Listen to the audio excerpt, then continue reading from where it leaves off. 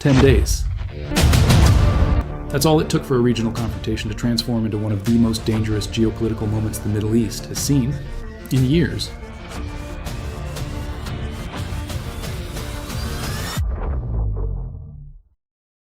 Across the Persian Gulf, radar systems remain active around the clock. Naval patrols have intensified. Fighter jets sit on runways, ready for rapid launch.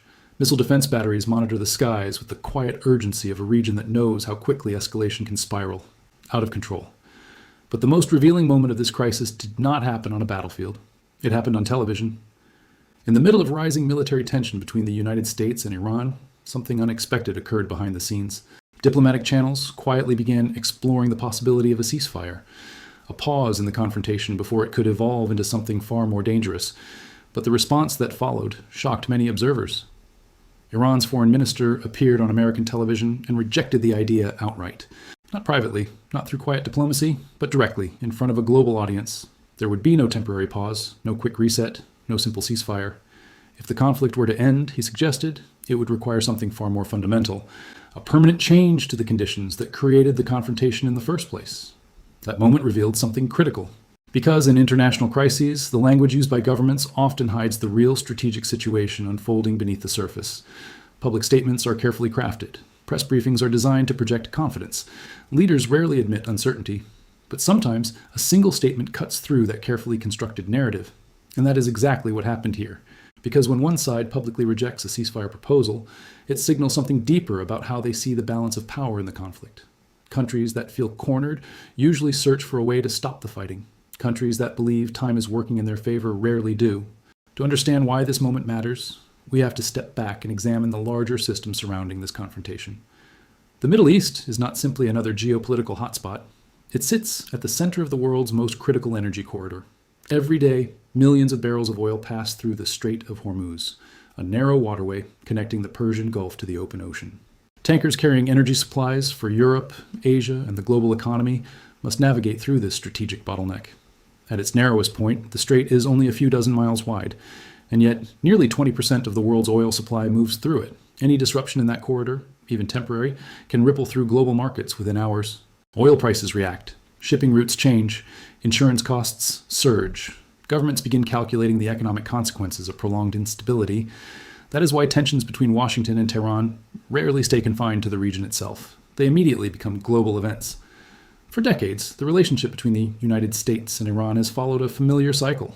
Sanctions, proxy conflicts, military pressure, negotiations, temporary de-escalation, and then eventually another confrontation.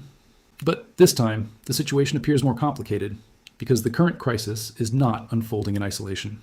It is intersecting with larger global dynamics, competition between major powers, fragile energy markets, and a regional security environment already under enormous strain. Which raises the question now being asked in intelligence agencies, foreign ministries, and military headquarters around the world. Why did Washington explore the possibility of a ceasefire so early in the confrontation? And why did Tehran reject it so publicly? Because the answers may reveal far more about where this crisis is heading than any official statement ever could. To understand why this crisis escalated so quickly, we have to look at the chain of events that pushed the US and Iran toward direct confrontation. Because geopolitical crises rarely explode overnight. They build slowly, signal by signal, warning by warning. And for months leading up to this moment, those signals were already appearing. Tensions between Washington and Tehran had been rising steadily across multiple fronts. Sanctions pressure had intensified. Naval patrols in the Persian Gulf had increased. Intelligence reports warned that regional proxy groups were becoming more active. But beneath all of that, another issue was quietly driving the confrontation: Iran's nuclear program. For years, negotiations over Iran's nuclear activities had moved through cycles of progress and collapse. Diplomatic talks would begin with cautious optimism. Proposals would be drafted. Concessions would be discussed. And then something would derail the process. A political shift, a sanctions dispute, a regional incident that suddenly made compromise impossible. By the time the latest crisis began to unfold, those negotiations were already fragile, and that fragility created the environment where military escalation could begin. The first sparks appeared through a series of targeted strikes across the region. Facilities linked to Iranian military operations were hit. Supply networks believed to support allied militant groups were disrupted. The strategic objective behind those actions appeared clear: increase pressure on Tehran, demonstrate military superiority, and send a message that Washington and its allies were prepared to escalate if negotiations failed. Historically, this type of strategy has been used as a form of coercive diplomacy. Show strength, apply pressure, force the other side and back to the negotiating table from a weaker position. But deterrence depends on perception. And this time, Iran did not interpret those signals as pressure to negotiate. Instead, Tehran interpreted them as the opening phase of a larger confrontation, and the response was immediate. Rather than launching a single dramatic retaliation, Iran began deploying a strategy built around persistence. Waves of drones began appearing on radar systems across the region. Ballistic missile launches followed. Military installations in several countries suddenly found themselves operating under sustained threat. Air defense systems activated across the Gulf. Fighter jets scrambled into the skies. Command centers began tracking incoming projectiles in real time. What followed was not one decisive battle. It was a series of exchanges unfolding across a complex regional network of bases, air defenses, and strategic infrastructure. Each side attempting to demonstrate strength, each side attempting to avoid triggering a full-scale regional war. But even limited exchanges can create enormous consequences. Because modern warfare in the Middle East intersects directly with the global energy system. Almost immediately, markets began reacting. Oil prices started climbing as traders calculated the possibility of disruption to shipping routes. Energy analysts began monitoring tanker movements through the Strait of Hormuz more closely than ever. Insurance companies reassessed the risk of commercial vessels entering the Persian Gulf. Shipping companies began quietly reviewing contingency routes in case the conflict expanded. The reason was simple. If the Strait of Hormuz were ever closed, even temporarily, the consequences would reach far beyond the region. Energy supplies would tighten. Prices would surge. Global markets would react within hours. And suddenly, what began as a regional military confrontation could evolve into a global economic shock, which meant that while missiles and drones dominated the headlines, another battle was already unfolding behind the scenes. A battle over economic pressure. And as the days of confrontation continued, that economic pressure began influencing decisions in capitals across the world, including Washington. Because when military escalation collides with economic instability, even the most powerful governments must start calculating the cost. By the time the confrontation entered its second week, the crisis was no longer just about individual missile strikes or drone launches. It had evolved into something far more complex, a strategic contest of endurance, because modern conflicts between powerful states rarely end quickly. They unfold across multiple domains at once: military pressure, economic stability, domestic politics, and international alliances. And in this confrontation, both Washington and Tehran were beginning to reveal how they intended to fight that larger strategic battle. For the United States, the challenge was balancing military pressure with political sustainability. Military power can achieve rapid results when objectives are clear and timelines are short. But when conflicts stretch beyond those expectations, the calculation changes. Every additional day of confrontation increases the cost. Aircraft deployments grow more expensive. Missile defense systems burn through interceptor stockpiles. Naval forces remain forward deployed. And behind all of it, policymakers must consider the political environment at home.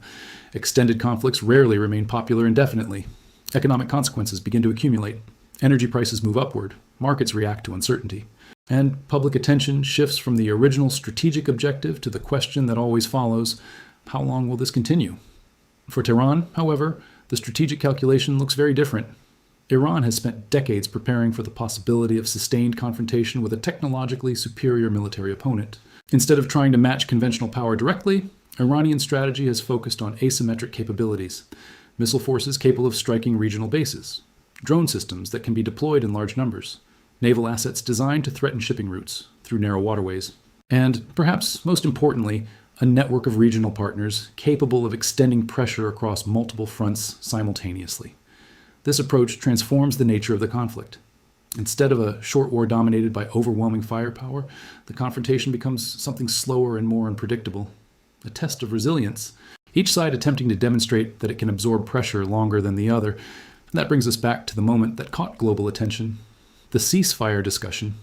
From Washington's perspective, exploring a temporary pause could stabilize the situation long enough to reassess strategy and prevent the crisis from escalating. But from Tehran's perspective, the meaning of a ceasefire is very different. Temporary pauses can allow an opponent to reposition forces and reinforce defenses, which means a ceasefire without broader guarantees may simply reset the battlefield rather than resolve the confrontation.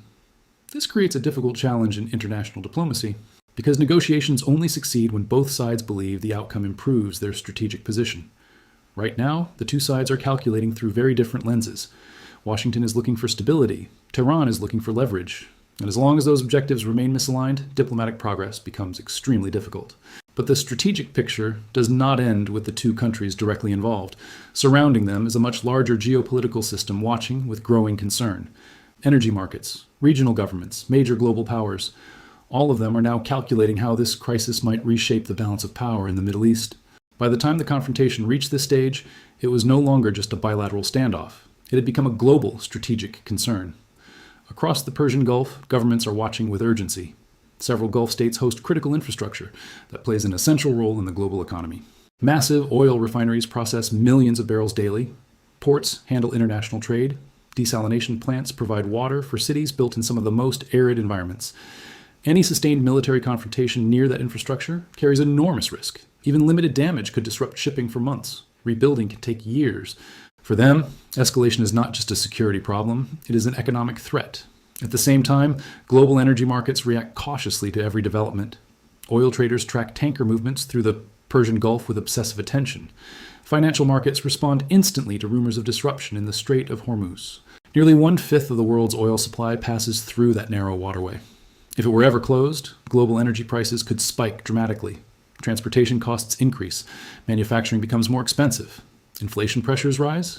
Governments are forced to intervene to stabilize domestic markets. In Beijing, officials monitor the situation because China is a large importer of Middle Eastern energy. In Europe, governments remain sensitive to energy shocks. In Moscow, strategists observe through the lens of great power competition, calculating how shifts in stability influence broader geopolitical dynamics. Meanwhile, international diplomacy is quietly accelerating. Foreign ministers hold emergency consultations. Intelligence agencies share assessments. Back-channel communications attempt to prevent misunderstandings. History shows the most dangerous moments occur when multiple actors react to incomplete information. A radar signal misinterpreted. A strike that hits the wrong target. At this stage, the most important question is what happens next. Geopolitical confrontations evolve and shift. Analysts are watching for 3 possible scenarios. The first is gradual de-escalation. Diplomatic pressure increases. Back-channel negotiations allow both sides to step away without appearing to publicly concede defeat. The second possibility is prolonged tension. Neither side escalates, but neither side backs down. Military pressure continues in controlled bursts to maintain leverage. The third scenario is miscalculation. Wars often begin with small incidents that spiral beyond control. A chain reaction where each side feels compelled to escalate. Both sides continue projecting confidence, insisting the other will eventually step back. But history shows that the most dangerous conflicts are when both believe time is on their side. Behind every headline are deeper systems shaping the future of global stability. That is what we do here. If you want to understand these crises, subscribe to Crises Breakdown.